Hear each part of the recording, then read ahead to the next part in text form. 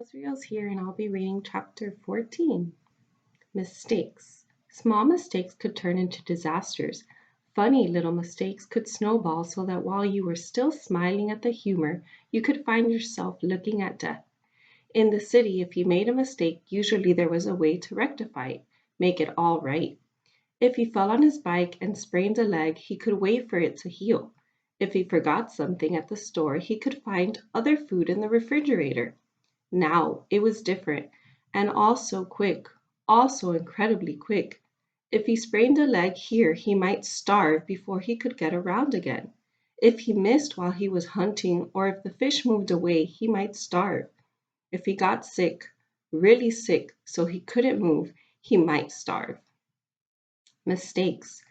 Early in the new time, he had learned the most important thing, the truly vital knowledge that drives all creatures in the forest. Food is all. Food was simply everything.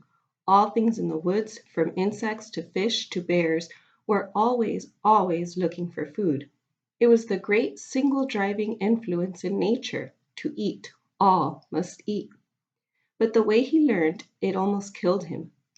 His second new night, stomach full of fish, and the fire smoldering in the shelter, he had been sound asleep when something, he thought later it might be smell, had awakened him. Near the fire, completely unafraid of the smoking coals, completely unafraid of Brian, a skunk was digging where he had buried the eggs.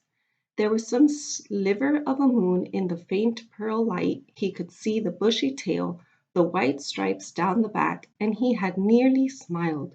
He did not know how the skunk had found the eggs. Some smell, perhaps some tiny fragment of shell, had left the smell, but it looked almost cute, its little head down and its little tail up as it dug and dug, kicking the sand back. But those were his eggs, not the skunk's, and the half smile had been quickly replaced with fear that he would lose his food, and he had grabbed a handful of sand and thrown it at the skunk. Get out of here! He was going to say more, some silly human words, but in less than half a second the skunk had snapped its rear end up, curved the tail over, and sprayed Brian with a direct shot aimed at his head from less than 4 feet away. In the tiny confines of the shelter, the effect was devastating. The thick, sulphurous, rotten odor filled the small room, heavy, ugly, and stinking. The corrosive spray that hit his face seared into his lungs and eyes, blinding him. He screamed and threw himself sideways, taking the entire wall off the shelter, screamed and clawed out of the shelter, and ran to the shore of the lake. Stumbling and tripping, he scrambled into the water and slammed his head back and forth, trying to wash his eyes, slashing at the water to clear his eyes. 100 funny cartoons he had seen about skunks, cute cartoons about the smell of skunks, cartoons to laugh and joke about, but when the spray hit, there was nothing funny about it. He was completely blind for almost 2 hours, a lifetime. He thought that he might permanently blind or at least impaired, and that would have been the end. As it was, the pain in his eyes lasted for days, bothered him after that for 2 weeks. The smell in the shelter, in his clothes, and in his hair was still there now, almost a month and a half later, and he had nearly smiled. Mistakes.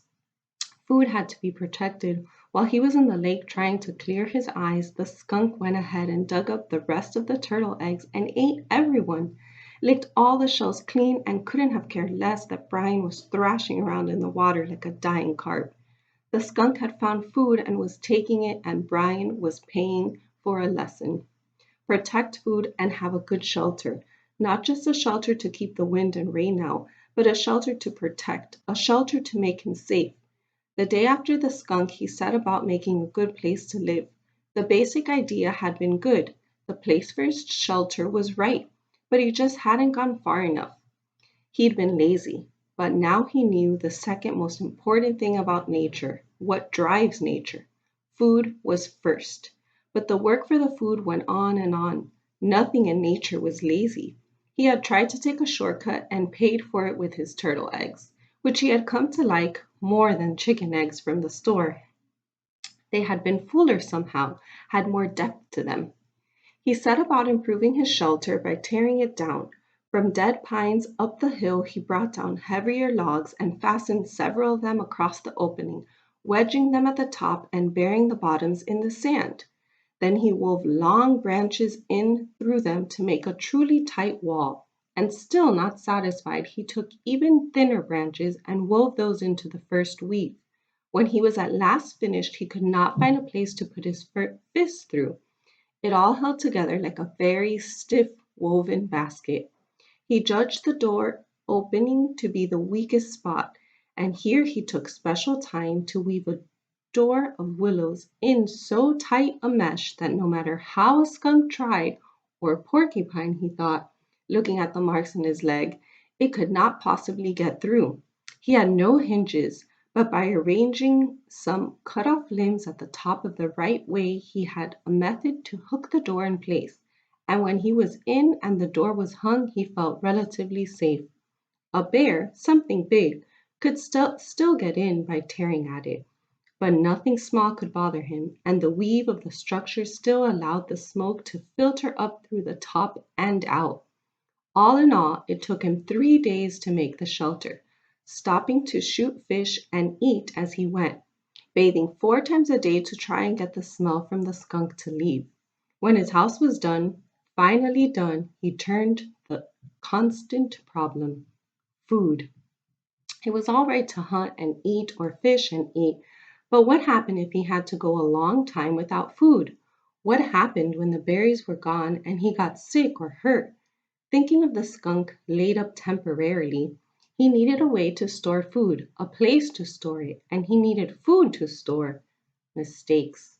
He tried to learn from the mistakes. He couldn't bury food again, couldn't leave it in the shelter because something like a bear could get at it right away. It had to be high somehow, high and safe. Above the door to the shelter, up the rock face about 10 feet, was a small ledge that could make a natural storage place, unreachable to animals, except that it was unreachable to him as well. A ladder, of course, he needed a ladder, but he had no way to fashion one, nothing to hold the steps on, and that stopped him until he found a dead pine with many small branches still sticking out. Using his hatchet, he chopped the branches off so they stuck out 4 or 5 inches, all up along the log. Then he cut the log off about 10 feet and dragged it down to his shelter. It was a little heavy, but dry, and he could manage it, and when he propped it up, he found he could climb to the ledge with ease, though the tree did roll from side to side a bit as he climbed. His food shelf, as he thought of it, had been covered with bird manure, and he carefully scraped it clean with sticks. He had never seen birds here, but that was probably because the smoke from his fire went up right across the opening and they didn't like smoke.